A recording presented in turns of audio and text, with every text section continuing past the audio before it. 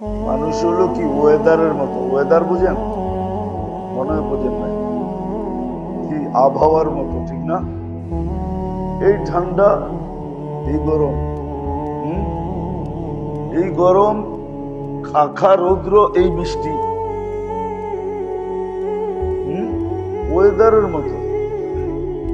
আল্লাহ ওয়েদারের মতো না। আল্লাহ তো রাজি হইলেও তো নারাজ কখনো হবে না। হ্যাঁ, কিন্তু এটা ঠিক আছে, নারাজ যদি হইলো তাহলে রাজি করার সিস্টেম আছে।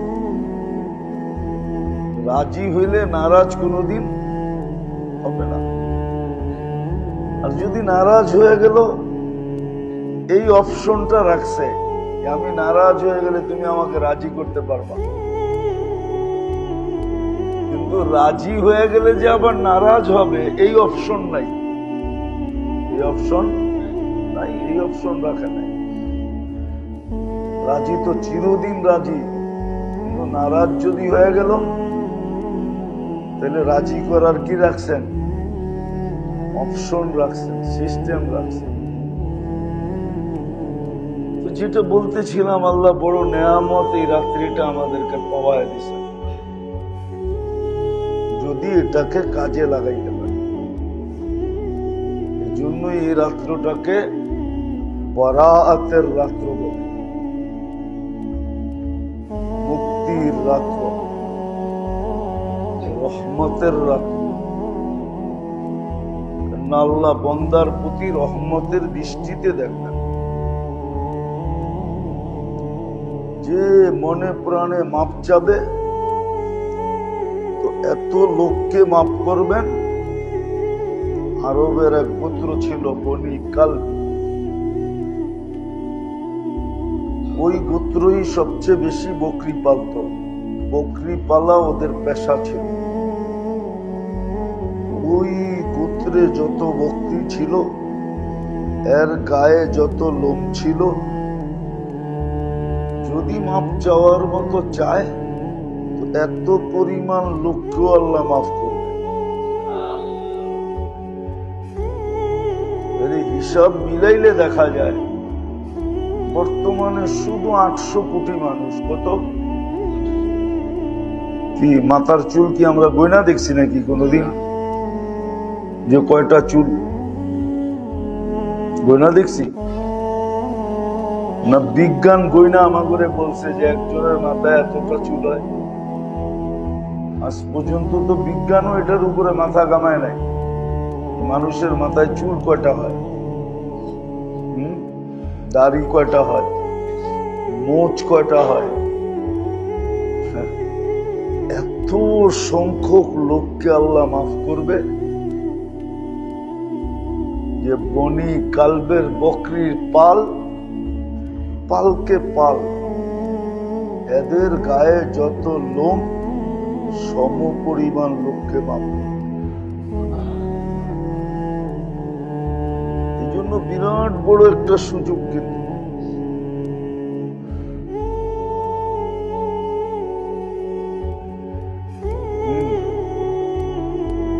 এটা যেন হইহুল্লার মাঝে না কাটে।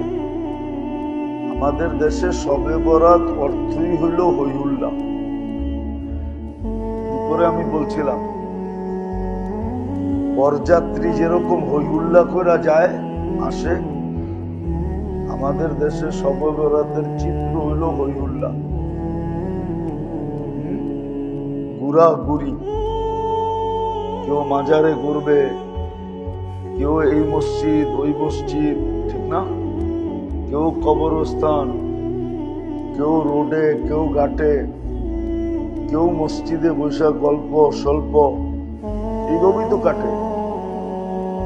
লাইলাতুল কদরও এইভাবেই কাটে। আমাদের দেশে শবে বরাতের নিয়ম হইল হইহুল্লাহ।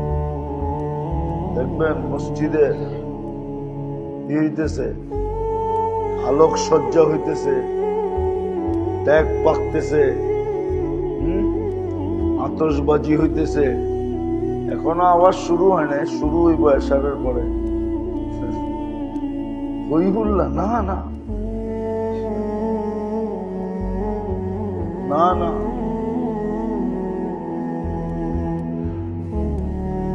বরং উচিত ছিল প্রত্যেক ব্যক্তি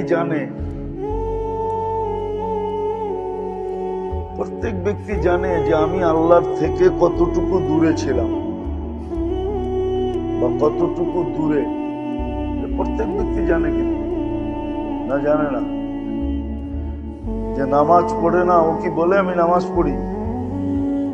জানে আমি নামাজ পড়ি না। এই রাত্রটা হলো নির্জনতার রাত্র। নির্জনে বসবে, ঘরে হোক মসজিদে হোক, একা একই নির্জনতা বসবে, আর যতটুক সম্ভব ইবাদত বন্দেগী করবে, দোয়া ইস্তেগফার করবে, চোখের পানি জড়াবে, মুর্দারদের জন্য খুব দোয়া করবে। এই তিনটাই হলো এই রাত্রের কাজ। নির্জনতায় বসবে, সাধ্য অনুযায়ী ইবাদত বন্দেগী করবে, জিকির আজকার করবে, দ্বিতীয় দোয়া ইস্তেগফার করবে, তৃতীয় মুর্দেগানদের জন্য, আত্মীয় স্বজন আপন জন যারা চলে গেছে, এদের জন্য আল্লাহর কাছে মাপ চাবে।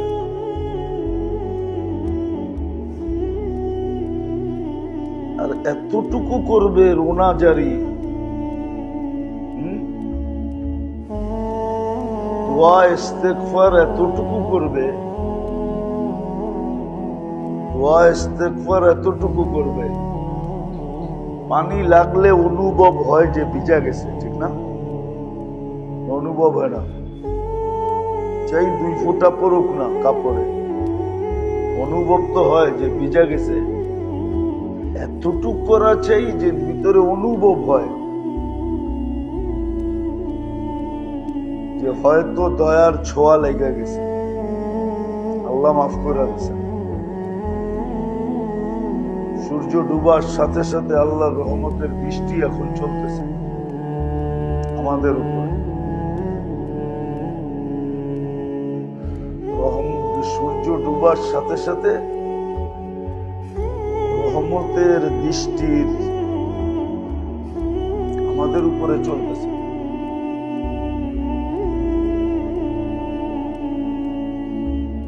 সুবে সাদেক পর্যন্ত চলতে থাকবে। আর সম্ভব হইলে কালকে দিনে রোজা রাখা, কোনো জরুরি না, নফল। আবারও বলতেছি যে নেয়ামত আল্লাহ আমাদেরকে পাওয়ায় দিছেন, ক্লান্ত, তাইলে কি করণীয়? এশারের নামাজ বা জামাত পড়া, ফজরের নামাজ বা জামাত পড়া।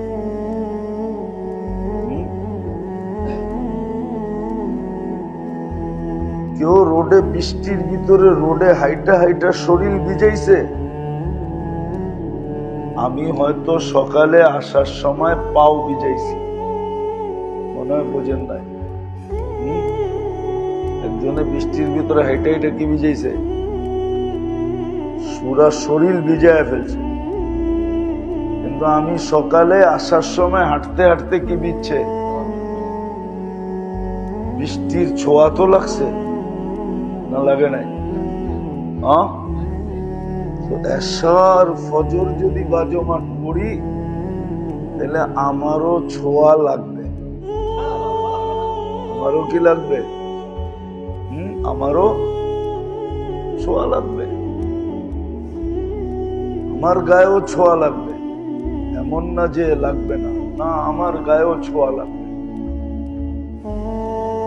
আর এই ছোঁয়া কোনো মামুলি ছোঁয়া না, সাধারণ ছোঁয়া না। ওটা তো আপনি বলবেন যে একজন পুরো শরীর ভিজাইছে আর আমি শুধু পাও ভিজাইছি। এই ছোঁয়াও কোনো সাধারণ ছোঁয়া না, সাধারণ ছোঁয়া না, সাধারণ না। এই জন্য মিলাইলে বোঝা যাবে একজন আল্লাহর ঘর বানায়া জান্নাত পাইছে আর এক পতিতা মহিলা কুকুরে পানি পান করেও জান্নাত পাইছে। আপনি কইবেন ও তো আল্লাহর ঘর বানায়া পাইছে, ঠিক না? আল্লাহ বুঝাইতে চেয়েছে আল্লাহর ঘর বানায়ও জান্নাত পাইছে আর কুকুরে পানি পান করেও কি জান্নাত পাইছে। হ্যাঁ, হইতে পারে মসজিদ বানায়া যেটা পাইছে এটা একটু উচ্চাঙ্গের, আর কুকুরে পান পান করে যেটা পাইছে ওটা একটু নিম্নমানের, কিন্তু জান্নাত তো, দুজক তো না, কি না? দুজক, জান্নাত তো, ঠিক না? এইখানেও যা চাবে তা মিলবে, যা চোখে ভালো লাগবে ওইটাই মিলবে। মন চাহি জীবন ওইখানেও হবে, এইখানেও হবে। তো এরকমই যদি না পারলাম সারা রাত্র নির্জনে বৈশা ইবাদত বন্দেগী না করতে পারলাম, দোয়া ইস্তেগফার না করতে পারলাম, কান্না কাটি না করতে পারলাম, মুর্দে গানদের জন্য যারা চলে গেছে আপনজন এদের জন্য আল্লাহর কাছে মাপ না চাইতে পারলাম, তো কমসে কম এতটুকু যে এশারের নামাজ যেন বাজামাত না ছুটে, ফজরের নামাজ যেন বাজামাত না ছুটে, না ছুটে। বাকি যত প্রচলন আছে, প্রচলন যত আছে এগুলা সব ভুয়া, সবে বরাতের সাথে আর কোনো সম্পর্ক নাই।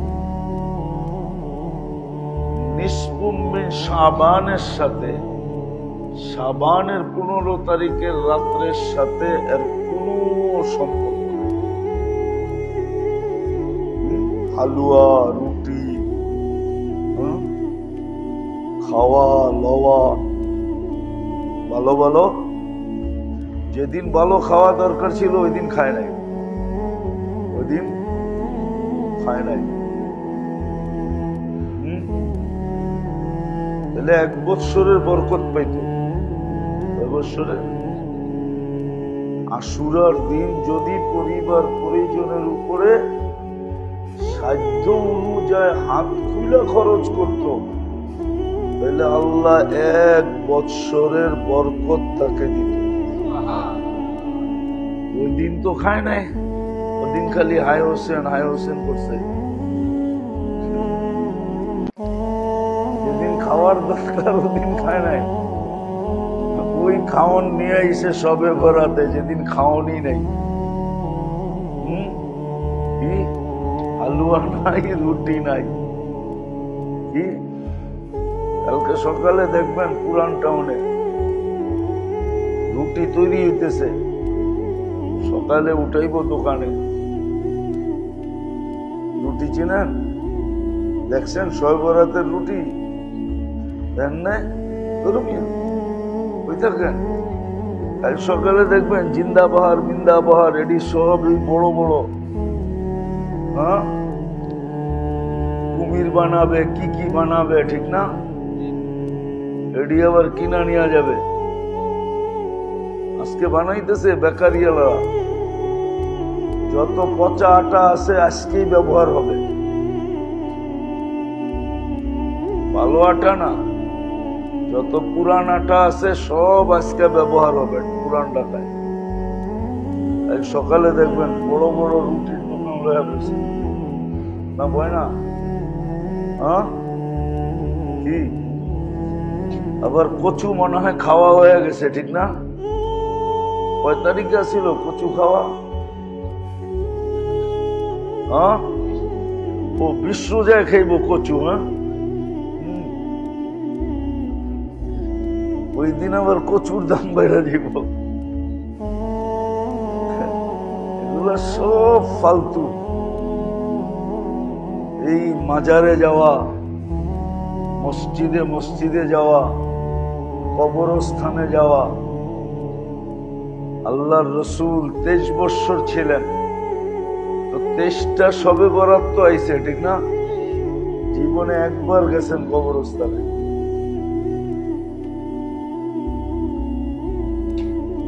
বরং বর্তমান কবরস্থানের যে পরিস্থিতি, এতে না যাওয়াটাই উত্তম। যাওয়ার চেয়ে না যাওয়াই উত্তম।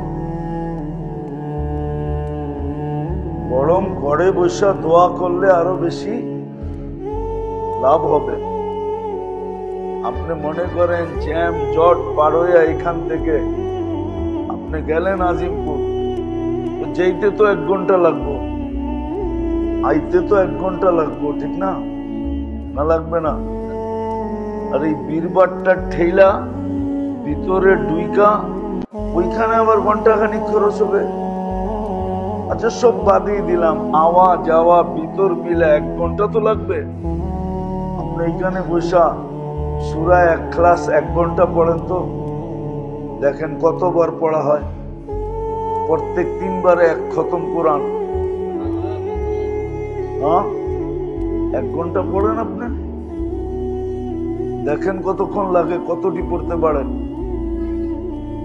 যদি 99 বার পড়তে পারেন, তাইলে 33 খতম কোরআনের সওয়াব আপনার মা বাবার আমল নামায় ঢুকবে।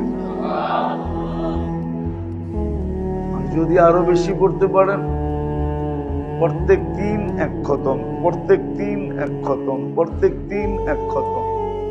1 খতম কোরআনের সওয়াবকে ওয়েট করলে আমার বিশ্বাস এর চেয়ে বেশি হবে। কেন? এটা আল্লাহর কালাম। আল্লাহর ওজন কত? আল্লাহর ওজন কি মাপা যায় নাকি? হ্যাঁ, ওয়েট করা যায়? আল্লাহর কালাম, এটা ওয়েট হবে কেমনে? এটার ওজন এরকমই হবে। এই জন্য মেরে দোস্ত, আল্লাহ করুক, বুঝে আমাদের আসুক, বুঝে আমাদের আসুক। আজকের রাতটা আবার আল্লাহ দয়া করে আমাদেরকে পাওয়ায় দিছে, বহুত বড় নেয়ামত। ঘরের কোনায় হোক, ঘরে হোক, মসজিদে হোক, নির্জনতার সাথে এই কয়টা কাজের ভিতরে,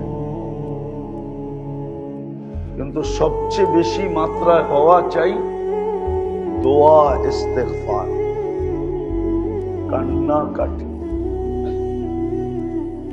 যেন আজকে যাদেরকেই মাফ করুক, ওদের লিস্টিতে যেন আমার নামটাও থাকে। বলবেন কান্না যদি না আসে কি করব? এই ব্যবস্থা তো আমাদেরকে দেখায় দিছেন। কান্না না আসলে অভিনয় করো, এটারে বান বলে, কান্নার বান ধরা। আমি অভিনয় শব্দ বললাম। আবু বকর সিদ্দিক রাদিয়াল্লাহু তাআলা আনহু জিজ্ঞাসা করছেন, কান্না না আসলে কি করব? আল্লাহর রাসূল সাল্লাল্লাহু আলাইহি ওয়াসাল্লাম আল্লাহর থেকে যাই না আমাদেরকে জানাইছেন, কান্নার ভান করো, ভান, অভিনয় করো।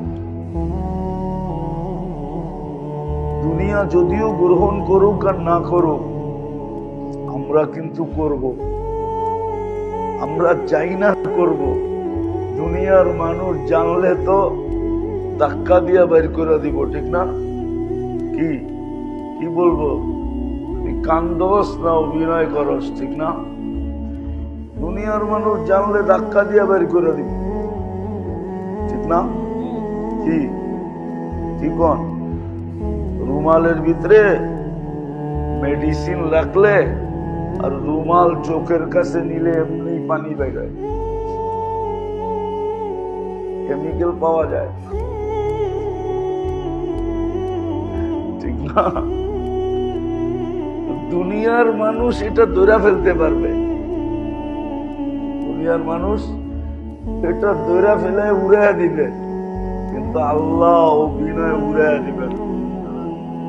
যদি উড়ে দিতেন তাহলে বন্ধুর মাধ্যমে আমাদেরকে এটা কেন জানাইতেন? কান্না যদি নাও আসে তো অভিনয় করি, পারবেন? এই কটা কাজ করতে পারবেন? হাতটা যেন হাতের থেকে ছুটা না যায়, তাহলে আবার 1 বছর অপেক্ষা করতে হবে, আর কবে রাত্র আসবে বরাতের। আর এটা এই জন্যই, এই রাত্রটা মিডলে দেওয়ার একটা কারণও আছে। 15 দিন পরেই কি রমজান। আজকে যদি আপনি ক্লিন হয়ে যান, রমজানে পা দিতে দেরি,